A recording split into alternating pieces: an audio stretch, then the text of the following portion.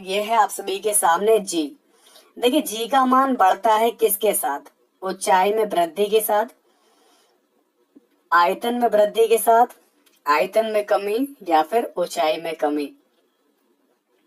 तो चलिए दोस्तों आपको बताते हैं हमारे इस क्वेश्चन का राइट आंसर क्या हो जाएगा। ऑप्शन डी होगा ऊंचाई में कमी। ओके, चलिए अगला क्वेश्चन देखिए, बताइए आप सभी को क्या दिया गया है। जर्मन प्रिक्स ग्रैंड प्रिक्स 2018 किसने जीता? ओके, सही जवाब होगा आपका लुइस हैमिल्टन ने। चलिए नेक्स्ट क्वेश्चन देखिए दोस्तों क्या दिया गया आप सभी को, आइए इसको देखते हैं, वेरी इंपॉर्टेंट। चलिए आपको मिरर इमेज बतानी है। एमएन एक दर्पण है, इसकी मिरर इमेज कैसे बनेगी? चलिए आप लोग मुझे बताइए। जी हाँ, बहुत ही इंपॉर्टेंट क्वेश्चन है आपके लिए। पता है आपको, ये अगर इस तरीके से रखा है तो इसकी मिरर इमेज ऐसे बनेगी, ना ये ना ये ना ये, केवल आपका ए वाला आंसर राइट हो जाएगा। Good evening all of you, कैसे हैं आप लोग? अपना ख्याल रखिए, ठीक है, और ध्यान से पढ़ते रहिए। हम आपके साथ में हैं क्योंकि आपकी खुशियों में ही हमारी खुशी है। तो बस आपके लिए ऐसे लगे रहेंगे जब तक आप लोग कामयाब नहीं हो जाते। तो हमारा फिफ्थ क्वेश्चन देखिए क्या दिया गया है, इसको बताइए। तो दोस्तों ये पहले आपका ऐसे था, ये आपका 180 डिग्री रोटेट हुआ, हमारा ऐसा बन गया। अब ये आपको ऐसे दे रखा है, अगर ये 180 डिग्री रोटेट हो जाएगा तो कैसा बन जाएगा? तो अगर ये इधर की ओर है तो ये इस साइड में चला जाएगा, यानी कि ए जैसा बनेगा। और यहाँ से आपका आंसर क्या आ जाएगा? ऑप्शन सी आ जाएगा। Answer A, option C. Clear हो गई इतनी बात? चलिए अब ले चलते हैं आपको आगे। हमारा अगला क्वेश्चन देखिए क्या दिया गया है, इसको बताइए। अनिका ने एक लड़की का अपने पिता की एकमात्र बहन की दूसरी बेटी के रूप में परिचय करवाया। अब एक लड़की है अनिका। अनिका जो है एक लड़की का अपने पिता, तो एक लड़की जो है अपने पिता के एकमात्र बहन, पिता की बहन बुआ, बुआ की दूसरी लड़की के रूप में करवाती है। तो लड़की जो है अनिका के पिता की कौन होगी? ओके, तो दोस्तों आपको बताते हैं सिक्स क्वेश्चन का जो आप लोग का एग्जैक्टली आंसर यहाँ से हो जाएगा, क्या होगा? तो वो मामा भांजी हो जाएंगे क्योंकि इसके पिता मामा होंगे, क्योंकि बहन की लड़की है दोस्तों तो वो मामा हो जाएंगे, और वो लड़की उनकी भांजी हो जाएगी। तो आप लोग कह सकते हैं कि सर इसका जो आंसर होगा वो भांजी हो जाएगा। ठीक है ना, समझ में आ गया आपको? कोई डाउट तो नहीं है? देखिए कभी भी अगर ऐसे क्वेश्चंस आपके एग्जाम में आते हैं ना, तो आप लोग अपने ऊपर, अपने फैमिली के ऊपर, आपके जो रिलेटिव्स हैं उनसे रिलेटेड, उन पर ये अप्लाई किया कीजिए, तो क्वेश्चन अपने यहाँ पे लग जाते हैं। ठीक है, चलिए अच्छा हमारा अगला क्वेश्चन देखिए आपको क्या दिया गया है, आइए आपको बताते हैं। निम्नलिखित आंकड़े 2017 के दौरान भारत में विभिन्न कंपनियों के द्वारा टायर विनिर्माण आपको जानकारियां दी गई हैं। यदि 2017 के दौरान भारत में निर्मित टायरों की कुल संख्या 1,80,000 थी, तो कंपनी ए द्वारा कितने टायरों का निर्माण हुआ है, ये आप सभी को दोस्तों बताना है। ठीक है, 2017 की बात हो रही है और ए के टायरों की संख्या बतानी है। टोटल टायर आपके 1,80,000 है, तो ए का मतलब हो जाएगा 25%। तो 1,80,000 का 25 दोस्तों कितना हो जाएगा? 45 हो जाएगा। दूसरे से 45,000 समथिंग। तो आपका यहाँ से राइट आंसर कितना हो जाएगा? तो दोस्तों ऑप्शन सी, अगर किसी का भी आंसर आ रहा है तो आपका आंसर बिल्कुल राइट होगा, परफेक्ट हो जाएगा। ठीक है, चलिए अब ले चलते हैं आपको आगे। हमारा अगला क्वेश्चन देखिए, इसको बताइए दोस्तों। अब आपको यहाँ पर नेक्स्ट क्वेश्चन में क्या दिया गया है, इसको बताइए। निम्नलिखित में से उस शब्द का चयन करिए जो इस समूह से संबंधित नहीं है। चलिए आप लोग मुझे बताइए, आपके अकॉर्डिंग इसका राइट आंसर क्या होगा? कैलेंडर, दिन, वर्ष, महीना। और चलिए आपको बता दें सबसे अलग क्या दे रखा है। तो एट्थ क्वेश्चन का आपका जो एग्जैक्टली आंसर होगा कैलेंडर हो जाएगा, क्योंकि कैलेंडर में की बात करें तो कैलेंडर सबसे अलग होगा, क्योंकि दिन, वर्ष, महीना ये कैलेंडर के चर होते हैं। ठीक है, कैलेंडर के अंतर्गत ये सारी चीजें अंदर आती हैं इसके। अच्छा हमारा अगला क्वेश्चन देखिए, आप लोग इसको बताइए। प्लस का मतलब माइनस, माइनस का मतलब मल्टीप्लाई, डिवीजन का मतलब प्लस, और मल्टीप्लाई का मतलब आपको रखा है डिवाइड। तो वैल्यू को चेंज करिए और बताइए आपके अकॉर्डिंग इसका करेक्ट आंसर क्या आएगा। चलिए सॉल्व करते हैं मेरे दोस्तों। देखिए 9th क्वेश्चन की बात हो रही है, यहाँ पर वैल्यू को चेंज करेंगे तो आपका यहाँ से हो जाएगा 9 into 4 minus 14 divide by 7 plus का 6, तो 9 चौक 36, 7 दूनी 14 प्लस का 6, 40 आ जाएगा। ओके, तो अगर आप लोग का आंसर यहाँ पर दोस्तों 40 आ रहा है तो आपका आंसर बिल्कुल राइट हो जाएगा, परफेक्ट हो जाएगा। तो अगर दोस्तों किसी का भी आंसर यहाँ पर 40 आ रहा है तो उनका आंसर बिल्कुल राइट है, परफेक्ट है। समझ में आ गया आप सभी को? क्लियर है इतनी बात? ओके, अब देखते हैं दोस्तों आपका अगला क्वेश्चन क्या दिया गया है, इसको बताइए। दोस्तों नेक्स्ट क्वेश्चन देखिए क्या दिया गया है, इसको बताइए। एक समचतुर्भुज है जिसकी एक भुजा की लंबाई 26 सेंटीमीटर है। देखिए, जिसको ट्रिपलेट आती है और जिसने हमारे वो सारे कॉन्सेप्ट सीखे हुए हैं, उसके लिए ये जो क्वेश्चन दिख रहा है सामने, कितना भी कठिन क्यों ना हो, कितनी भी ज्यादा कैलकुलेशन क्यों ना हो, लेकिन वो सिर्फ और सिर्फ जो है यहाँ पर 1 सेकंड में क्वेश्चन बता सकता है। क्यों? क्योंकि मुझे मालूम है दोस्तों, भुजा की लंबाई है 26, भुजा की लंबाई 26 है और वेकड़ आपको 48 दे रखा है। 48 का आधा मतलब वो आधा हो जाएगा दोस्तों, क्योंकि ये डायग्राम आपका बनेगा दोस्तों यहाँ से, तो ये भुजा आपकी नीचे 26 आ जाएगी, ये 48 लंबा जाएगा, तो इसका आधा यहाँ तक पहुंचेगा, तो ये मेरा हो जाएगा 24। तो अगर ये 24 है, ये 26 है, तो ये दोस्तों कितना हो जाएगा अगर ये 90 डिग्री होगा तो? हाँ दोस्तों, बिल्कुल आपने सही बताया। तो 10th क्वेश्चन का आपका सही जवाब 20 हो जाएगा, 20 हो जाएगा। ठीक है ना? तो अगर किसी का भी आंसर 20 सेंटीमीटर आ रहा तो आपका सही हो जाएगा। अब जिनको मालूम नहीं उनको बताते हैं। देखिए, समचतुर्भुज हमारा एक ऐसा होता है, ये आपको एक समचतुर्भुज दे रखा है, जिसकी प्रैक्टिस है उसने बता दिया कि 20 होगा सर, लेकिन जिनकी नहीं है, जिनको मैथ में कुछ नहीं आता है, उन्हें कुछ भी नहीं मालूम है, उन्हें मैथ में 1 2 3 भी नहीं आते, तो उनको बताते हैं। तो देखिए, एक लाइन आपकी ऐसे से ऐसे जा रही है आपकी, आपको यहाँ पर वेकड़ की लंबाई दे रखी है 48। अगर ये पूरी 48 है तो ये दोस्तों कितनी हो जाएगी आपकी? 24 हो जाएगी। ये 24 हो गई। और आपको भुजा की लंबाई दे रखी है 26, ये आपको 26 दे रखी है, और आपको ये निकालना, ये 93 दे रखा है। ओके, ये 24 आपको दे रखा है दोस्तों यहाँ से। तो दोस्तों आपको मैं बताता हूँ यहाँ से 3 4, ठीक है ना दोस्तों? तो ये आपको 24 दे रखा है, ये आपको 26 दे रखा, तो ये कितने हो जाएगा? 20 हो जाएगा दोस्तों यहाँ से। ओके ना दोस्तों? तो ये आपकी 10 आएगी दोस्तों यहाँ से, और 10 से आपका टोटल कितना बन जाएगा? आपका 20 बन जाएगा। तो अगर किसी का भी आंसर यहाँ से 20 आ रहा है तो आपका आंसर बिल्कुल राइट हो जाएगा। समझ में आ गया आपको? चलिए, अब ले चलते हैं आपको आगे। हमारा अगला क्वेश्चन देखिए, इसको बताइए। दोस्तों, निम्नलिखित में से कौन सा डिजिटल इंडिया अभियान का आधार है? चलिए, अब आपको बताना इसका राइट आंसर क्या होगा। देखिए, अगर आपको वीडियो अच्छी लगे, अगर सपोर्टिव लगे, हेल्पफुल लगे, तो आप लोग अपने सभी दोस्तों के साथ क्लास को शेयर जरूर कीजिएगा।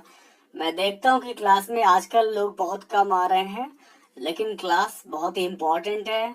जब आपका एग्जाम होगा तब आपको एडवांटेज, तब आपको मालूम चलेगा कि क्लास देखने से आपको क्या यहाँ पर प्रॉफिट हुआ है।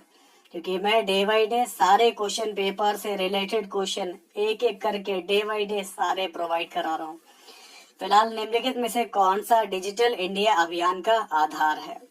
ठीक है, तो 11th क्वेश्चन का आपका जो एग्जैक्टली आंसर हो जाएगा भारत नेट परियोजना। जी हाँ, बिल्कुल आपने सही सुना, भारत नेट परियोजना, ये आपका बिल्कुल राइट आंसर होगा, परफेक्ट होगा। चलिए दोस्तों, बढ़ते हम लोग यहाँ पर आगे। हमारा अगला क्वेश्चन देखिए, इसको बताइए। ALTB दोस्तों, एक लाइन दो लाइन, एक लाइन दो लाइन, एक लाइन दो लाइन, 1 2 3 लाइन, तो सबसे अलग आपका यहाँ पर क्या हो जाएगा? ए वाला आंसर आपका बिल्कुल राइट हो जाएगा। ऑप्शन सी वाला आंसर ए आएगा, क्योंकि बाकी सभी में आपकी 2 लाइनों से एक अक्षर बनता है, लेकिन जो आपका ए है ये 3 अक्षरों से बनता है, इसलिए आपका आंसर तो ए है, लेकिन ऑप्शन आपका सी होगा। ठीक है, चलिए हमारा अगला क्वेश्चन देखिए, 13 नंबर, काफी इंपॉर्टेंट आपके लिए। इसको बताइए। नीचे दिए गए बार ग्राफ में XYZ कंपनियों द्वारा पिछले 10 वर्षों में बिक्री की गई पर्सनल कंप्यूटर की सूचना दर्शाई गई है। तो वर्ष 2008 में कंपनी XYZ द्वारा कितने पर्सनल कंप्यूटर की बिक्री की गई थी? आपको बताते हैं 2008 में, ये है 2008 का फिगर और ये लाइन आपकी ये जा रही है, तो 50 दे रखा है यहाँ पर 50। तो अगर किसी का भी आंसर ऐसे 50 आ रहा है, उनका आंसर बिल्कुल राइट हो जाएगा। सही जवाब होगा आपका 50। ठीक है, चलिए हमारा अगला क्वेश्चन देखिए, आइए आपको बताते हैं मेरे प्यारे दोस्तों। अब आपका जो अगला क्वेश्चन है इसको देखिए। संघीय गणराज्य ब्राजील में भारत के अगले राजदूत के रूप में किसे नियुक्त किया गया है? तो यहाँ पर आपको जो जवाब दिया गया है अशोक दास जी है। इनका नाम है दोस्तों अशोक दास। अगला क्वेश्चन देखिए दोस्तों, जब एक रबड़ बैंड जो है आप खींचते हैं तो हस्तांतरित ऊर्जा जो है किस रूप में संग्रहित होती है? ए स्थितिज ऊर्जा, मांसपेशीय ऊर्जा, यांत्रिक या फिर गतिज।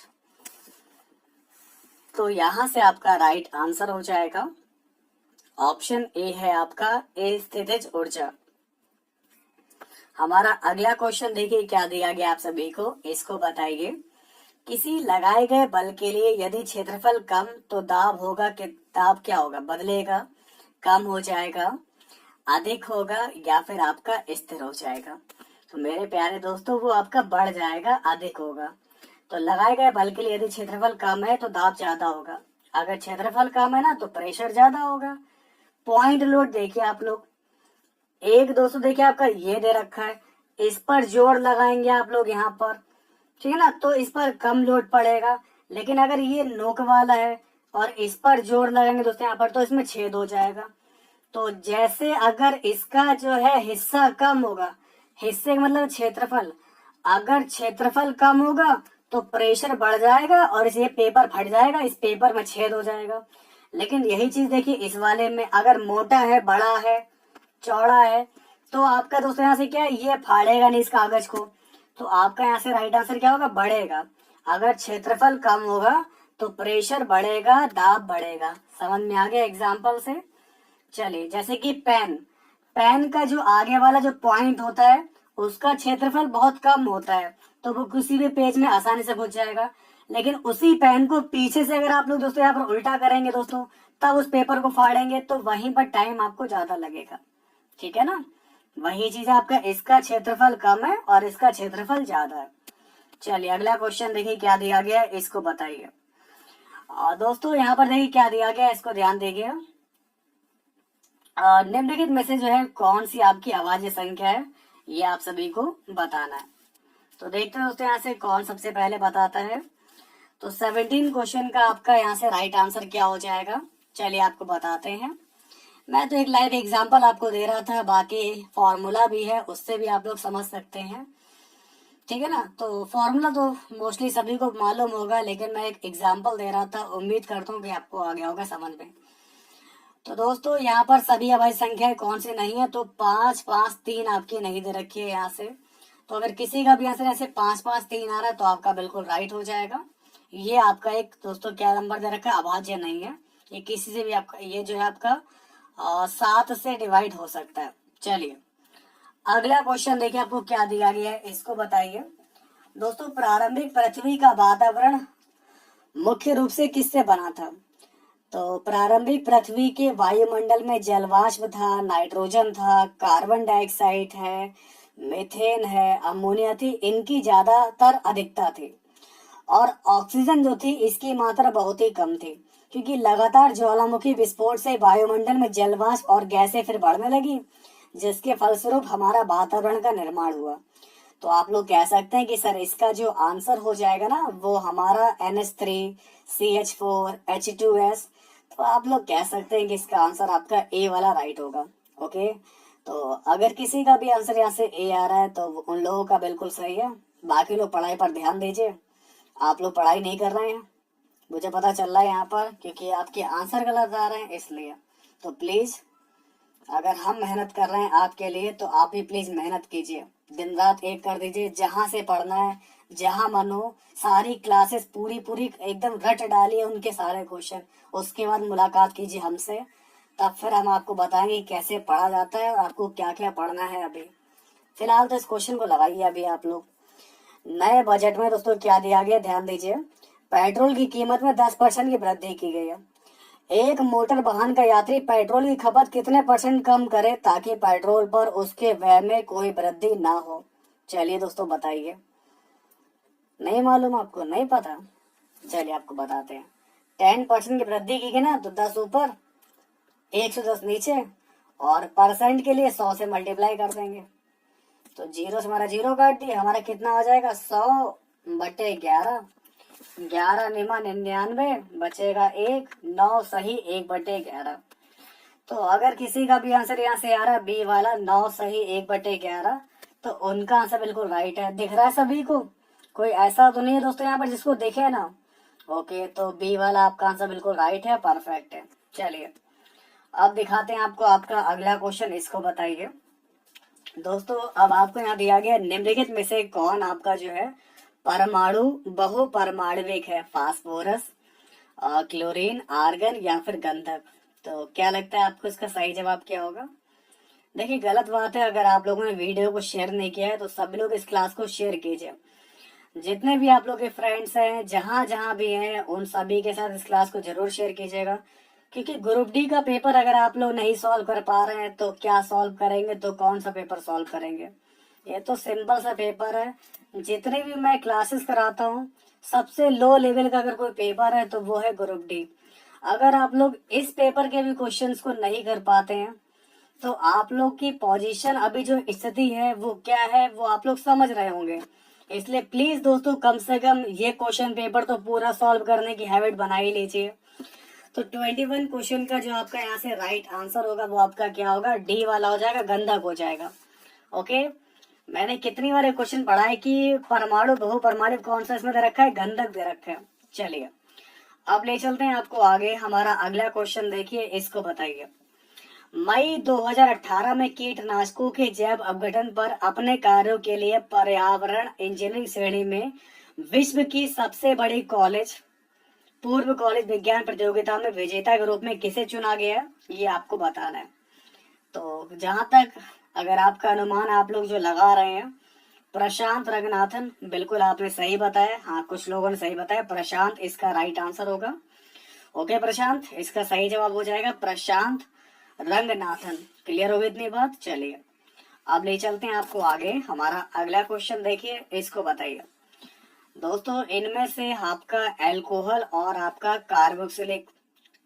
कार्बोक्सिलिक एसिड को वापस देने के लिए एक एसिड और एक बेस की उपस्थिति में प्रतिक्रिया करता है कौन? इथेनॉल, मेथेनॉल, एस्टर या फिर कीटोन? बहुत से लोग आएंगे, बहुत से लोग यहाँ से जाएंगे, लेकिन जो यहाँ रुक जाएंगे वही कुछ कारनामा करके दिखाएंगे। मैं हमेशा कहता हूँ, अपने सभी स्टूडेंट से मैं यही कहता हूँ कि बहुत से लोग क्लास में आएंगे, 2 मिनट की बातें सुनेंगे और चले जाएंगे, लेकिन जो रुक जाएंगे वही कुछ करके दिखाएंगे। ओके, तो 23 क्वेश्चन का आपका सही जवाब होगा एस्टर होगा। तो अगर आपका आंसर भी यहाँ से एस्टर आ रहा है तो आपका आंसर बिल्कुल राइट होगा। अगला क्वेश्चन देखिए, किस राज्य ने फुटबॉल से संबंधित संतोष ट्रॉफी 2017 जीती है? तो यहाँ से आपका राइट आंसर हो जाएगा पश्चिम बंगाल। अगला क्वेश्चन देखिए आपको क्या दिया गया है, आइए आपको बताते हैं। और निम्नलिखित में से कौन सा भगवान बुद्ध की 4 महान सच्चाइयों में से नहीं है? ठीक है, चलिए आपको मैं बताता हूँ दोस्तों, सुनिएगा ध्यान से।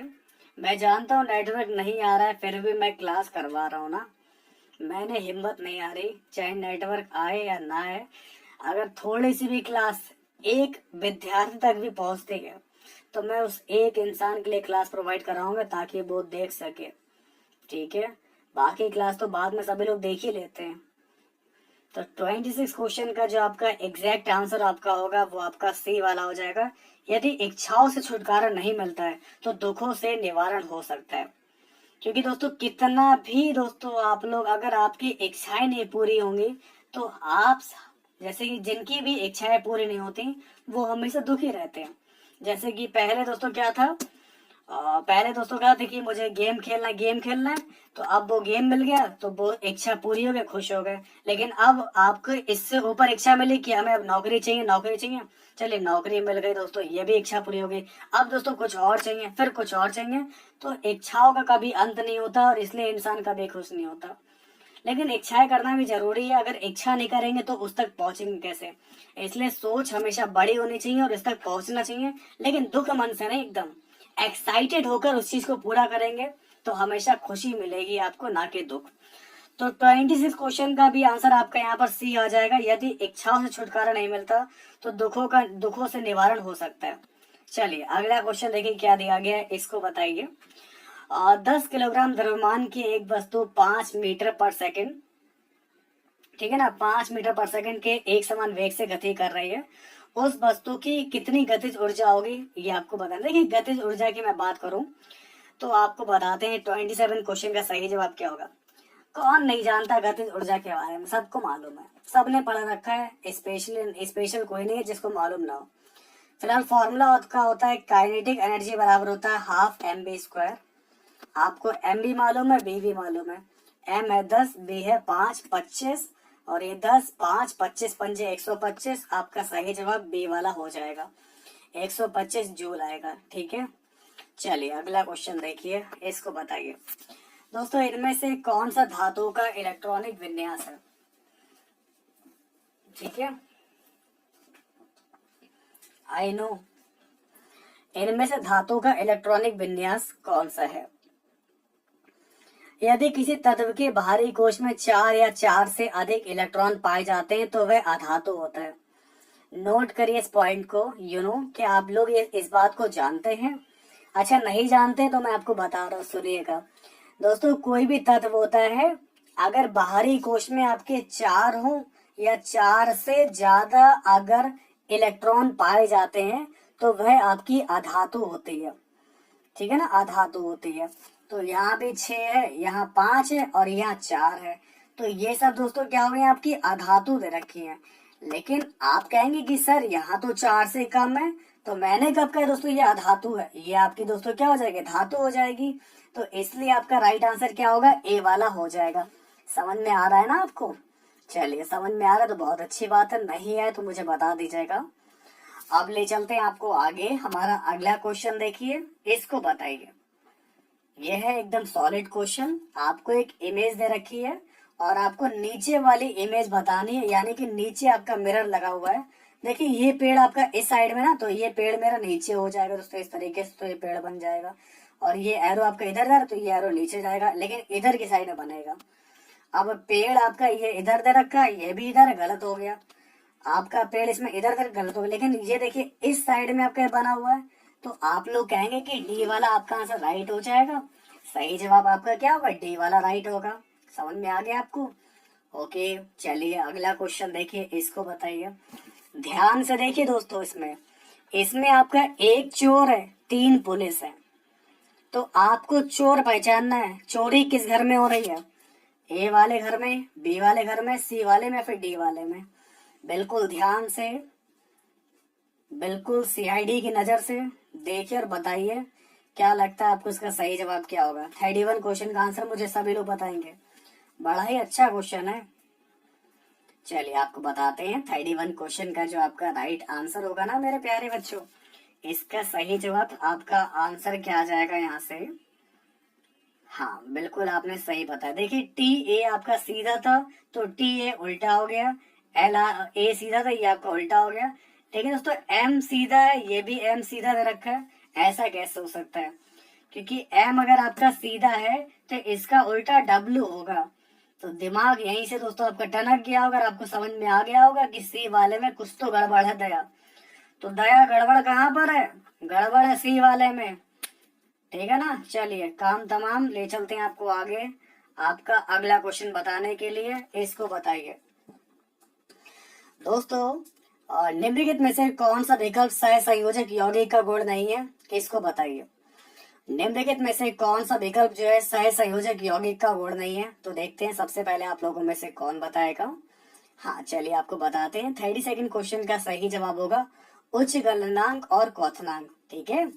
ओके, जो आपका सह संयोजक यौगिक होता है, इसमें गुण आपके कौन से नहीं होता, उच्च गलनांक और क्वथनांक, ये नहीं होता। तो आप लोग कह सकते हैं बी वाला आपका आंसर राइट हो जाएगा। ओके, चलिए हमारा अगला क्वेश्चन देखिए और आप लोग इसको बताइए क्या दिया गया। पिक्चर, पिक्चर तो अभी बाकी है, तो जाइएगा मत, बने रहिए आप लोग। इसको देखिए, पिक्चर को लिखते हैं 6, तो स्टूडियो खुला हुआ है, इसको लिखते हैं 5। टेलीविजन पर देखिए चाहे मोबाइल पे देखिए, लेकिन इसका कोड बताना कितना हो जाएगा, चलिए आप लोग मुझे बताइए। तो देखते हैं सबसे पहले कौन बताएगा इसमें राइट आंसर क्या है। देखिए आपको बताते हैं। पिक्चर, PICTURE,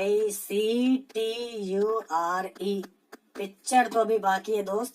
तो 1 2 3 4 5 6 7, पिक्चर में 7 अक्षर आते हैं, तो लिखा मैंने 6।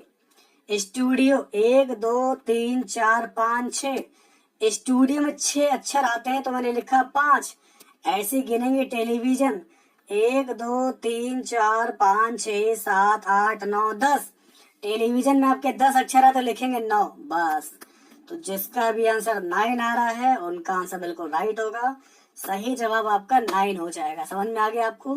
सिंपल सा क्वेश्चन था, बट लॉजिक जब तक बताएंगे नहीं तब तक समझ में नहीं आएगा।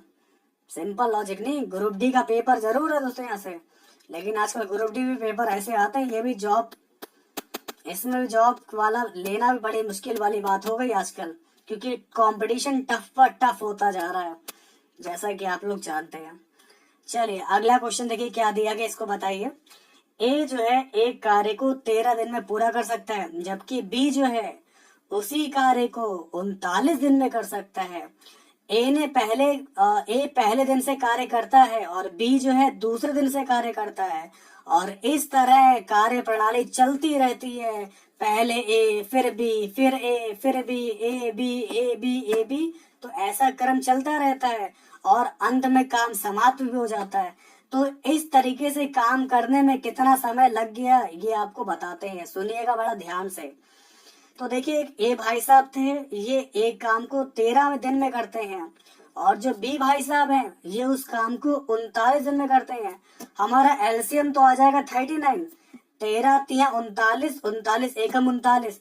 पहले करेंगे ए भाई साहब एक दिन में 3 काम, फिर करेंगे बी भाई साहब एक दिन में 1 काम, तो टोटल हमारा जो है 2 दिन में 4 काम हो जाएगा। अब इसकी मल्टीप्लाई करेंगे 9 से, 9 चौक 36 और 9 दूनी 18, तो 18 दिन में भैया हमारा जो है 36 काम हो जाएगा। समझ रहे हैं आप लोग? समझिए इस बात की गहराई को। तो 18 दिन में हमारा 36 काम हो जाएगा।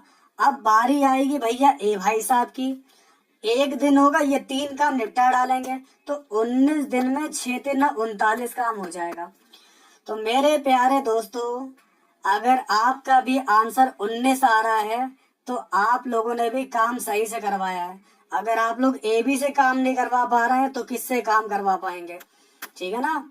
फिर कैसे काम करवाएंगे आगे चलकर? अगर कुर्सी मिलती है आपको तो कैसे कार्य चलेगा? तो राइट आंसर क्या होगा आपका? 19 हो जाएगा। ठीक है, चलिए कुछ लोग का 20 भी आ रहा है यहाँ पर, 20 वाले ध्यान दें, 20 नहीं होगा आपका आंसर, 19 होगा। ठीक है, ध्यान दीजिए, ध्यान से पढ़ाई कीजिए आप लोग। चलिए हमारा अगला क्वेश्चन देखिए, इसको बताइए दोस्तों। कौन से जो आपके दे रखे इनमें से किसके जो है प्राणी अगतिशील होते हैं? तो देखिए आपको बताते हैं हमारा 36 क्वेश्चन का सही जवाब क्या होगा। ए होगा, बी होगा, सी होगा, या फिर आपका आंसर डी हो जाएगा, पोरीफेरा। आइए आज मैं आपको बताता हूँ पोरीफेरा क्या होता है। दोस्तों संघ पोरीफेरा के अंतर जो प्राणी होते हैं वो आपके अगतिशील होते हैं। पोरीफेरा शब्द आपका ग्रीक के 2 शब्दों पोरोस मतलब होता है छिद्र, और फेरे का मतलब होता है धारण करना, धारणा करना। तो पोरीफेरा का मतलब छिद्र को धारण करने वाला होता है। तो इनके शरीर में असंख्य सूक्ष्म छिद्र पाए जाते हैं और इनको स्पंज के रूप में भी जाना जाता है। ठीक है, तो अगर किसी का भी आंसर ऐसे पोरीफेरा आ रहा है तो आपका आंसर बिल्कुल राइट होगा, परफेक्ट हो जाएगा। समझ में आ गया आपको? अच्छा दोस्तों, हमारा अगला क्वेश्चन देखिए, इसको बताइए। एक आयत है, ठीक है, आयत जिसका क्षेत्रफल आपको दिया गया है 12.46 मीटर स्क्वायर। आपको आयत की लंबाई भी मालूम है। ये बफरिंग प्रॉब्लम बहुत आती है, इससे तो बहुत परेशान हो चुका हूँ मैं। क्या करूँ, लॉकडाउन ने नेटवर्क को भी लॉकडाउन कर रखा है, कति बंद कर रखा है नेटवर्क भी। खैर, जिनकी भी क्लास चले वो प्लीज देखते रहें, ठीक है। मैं आपको समझाऊंगा हर कीमत पर। तो चलिए दोस्तों, आपको बताते हैं। आयत का क्षेत्रफल आपको मालूम है, लंबाई मालूम है, चौड़ाई क्या होगी? अरे आयत की लंबाई गुणे चौड़ाई आपका क्षेत्रफल होता है 12.46। लंबाई आपको दे रखी 3.5, ये आपके डिवाइड में आ जाएगा 3.5 हो जाएगा। इसको सॉल्व करेंगे 37 क्वेश्चन का, आपका यहाँ से आंसर कितना आ जाएगा? तो 12.46 3.5 से डिवाइड करेंगे तो आपका आंसर आएगा 3.56। ओके, तो आपके सामने प्रशांत जी का आंसर आ भी चुका है 3.56, बिल्कुल सही बताया। तो अगर किसी का भी आंसर यहाँ से ए आ रहा है तो उनका आंसर बिल्कुल राइट होगा, परफेक्ट होगा। और हाँ, केवल वीडियो देखने वाले जितने भी स्टूडेंट हैं, लाइक करने का मन हो तो लाइक कर देना, डिसलाइक करने का मन हो डिसलाइक कर देना, लेकिन कुछ ना कुछ तो करना जरूर, ठीक है। चलिए अगला क्वेश्चन देखिए क्या दिया गया, इसको बताइए। इससे पता चलता है कि कौन कौन हमारे पास यूजर जो है एक्टिव है, कौन कौन पढ़ने वाले हैं और कौन कौन जो है दोस्तों यहाँ पर नहीं पढ़ने वाले हैं। बस इसलिए मैं कहता हूँ कि लाइक और डिसलाइक करते जाइए आप लोग, ताकि कुछ मालूम तो चले। अगला क्वेश्चन देखिए क्या दिया गया, इसको बताइए। हाइब्रिड यानी कि संकर क्रॉस में विपर्यासी लक्षणों की कितनी जोड़ी पाई जाती है? तो विपर्यासी लक्षण से उत्पन्न जोड़े स्वतंत्र रूप से व्यवहार करते हैं और एक जोड़ा आपका स्वतंत्र रूप से वर्गीकृत करता है, 1, 3, 2 या फिर 8। तो चलिए बताइए क्या होगा इसका राइट आंसर, बताइए। नहीं, ये पेपर मैं पहली बार करा रहा हूँ, मैंने अभी तक नहीं करवाया इस पेपर को। आज ही आपका अगला क्वेश्चन करवा रहा हूँ। हाँ, कल आपका एनटीपीसी का पेपर होगा। पंडित जी आपको बता दूं, एक दिन आपको मैं ग्रुप डी का पेपर कराता हूँ और एक दिन जो है आपको एनटीपीसी का पेपर करवाता हूँ, ठीक है ना। तो अल्टरनेट रहता है आपका, एक दिन एनटीपीसी एक दिन ग्रुप डी, एक दिन एनटीपीसी एक दिन ग्रुप डी। बस इस पैटर्न को फॉलो करना है आपको। तो 38 क्वेश्चन का आंसर भैया 2 हो जाएगा। तो जिनका भी 2 आ रहा है ना, बोलो भैया बिल्कुल सही है, क्योंकि डाई हाइब्रिड क्रॉस में डाई शब्द इंगित करता है। इसमें आपके 2 लक्षण शामिल हैं, आर और बाई, हो गए ना। इसमें हाइब्रिड का मतलब है कि प्रत्येक लक्षण के 2 अलग अलग एलील, जैसे कि R capital R small R, capital Y small R. ये क्रॉस का अर्थ होता है 2 व्यक्ति आमतौर पर माँ और पिता हैं जो अपनी आनुवंशिक लक्षणों या जानकारी को जोड़ रहे हैं। तो अगर किसी का भी आंसर यहाँ पर 2 आ रहा है तो उनका आंसर बिल्कुल राइट है। टाइमिंग कोई नहीं है, टेलीग्राम ग्रुप को ज्वाइन करिए। टेलीग्राम ग्रुप को ज्वाइन करेंगे, सारी क्लास मिलती रहेगी, ठीक है ना। तो दया कीजिए, आप लोग टेलीग्राम को ज्वाइन कर लीजिए प्लीज दोस्तों। आप सभी से हाथ जोड़कर विनती है कि टेलीग्राम को ज्वाइन करिए, क्योंकि बार बार आप पूछते हैं कि सर क्लास नहीं मिलती, क्लास नहीं मिलती है। तो टेलीग्राम को ज्वाइन कर लेंगे, क्लास आपको मिल जाएगी। चलिए अगला क्वेश्चन देखिए, इसको बताइए। 2 कारें हैं, सड़क के विपरीत सिरों से जुड़ी होती हैं। तो 2 कारें सड़क के विपरीत सिरों से शुरू होती हैं और इनकी चाल आपकी दे रखी है रफ्तार। एक की रफ्तार है 24 और दूसरे की रफ्तार आपको दे रखी है 30। एक दूसरे की ओर आ रही है बड़ी स्पीड में। सोचिए दोस्तों, कारों की शुरुआती बीच की दूरी है 86.4। जब दोनों कारें एक दूसरे से मिलेंगी तो टाइम कितना होगा, अनुमानित समय आपको दोस्तों बताना है, ठीक है। तो कार की चालें आपको मालूम है, एक कार इधर से आ रही है भाग दौड़ते हुए, एक कार इधर से दोस्तों रपक के आ रही है दोस्तों यहाँ से, और ये दोनों आपस में दोस्तों यहाँ पर इस स्पीड से आ रही हैं। इनके बीच की दूरी जो है 86.4 है। तो कितना समय लगेगा ये आपको बताना है। देखिए, समय बराबर होता है दूरी बटे चाल। दूरी आपको मालूम है 86.4 है और चालें आपको जुड़ जाएंगे 24 और 30, 40, 50, 54 हो जाएगा दोस्तों यहाँ से। तो 54 से कर देंगे हम लोग, उसको डिवाइड कर देंगे तो हमारा आंसर आ जाएगा 1.6 आ जाएगा। ओके, तो अगर आपका भी आंसर लगभग में 1.6 ओवर आ रहा है तो आपकी कारें बिल्कुल सही हैं। बाकी लोगों का तो यहाँ पर कारों में एक्सीडेंट करवा दिया, ठीक है ना। तो आपके तो कारें टकरा गई। जिनका भी 1.6 आ रहा है उन्हीं की कारें जो है दोस्तों यहाँ पर बिल्कुल सुचारू रूप से चल रही है। बाकी लोग सही से चलाइए। तो सही जवाब आपका क्या होगा, 1.6 हो जाएगा। समझ में आ गया आपको? चलिए अच्छा।